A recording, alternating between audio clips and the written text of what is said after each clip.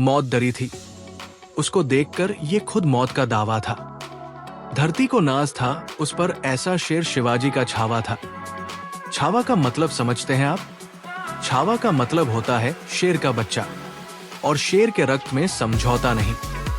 यही कहानी थी छावा की संभाजी महाराज की। वो संभाजी महाराज जो शेर से लड़ने का दमखम रखते थे। वो संभाजी महाराज जो दहाड़ दे तो दुश्मन मैदान छोड़कर भाग जाया करता था। वो छावा जिनकी तलवार की चमक दुश्मन को रण छोड़ने के लिए मजबूर कर दिया करती थी। वो संभाजी महाराज जो औरंगजेब के कैद में धोखे से फंस तो गए, लेकिन उसके बावजूद अपनी माटी से गद्दारी नहीं की।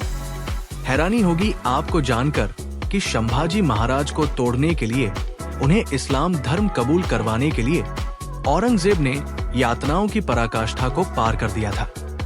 उनके नाखूनों को एक एक करके उखाड़ा गया था। उनकी उंगलियों को एक एक करके काट दिया गया था।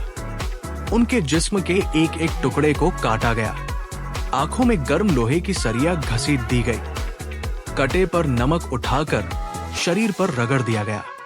उनको जलील करने के लिए, पत्थर मरवाने के लिए नगर में घुमाया गया, लेकिन हवा टूटे नहीं।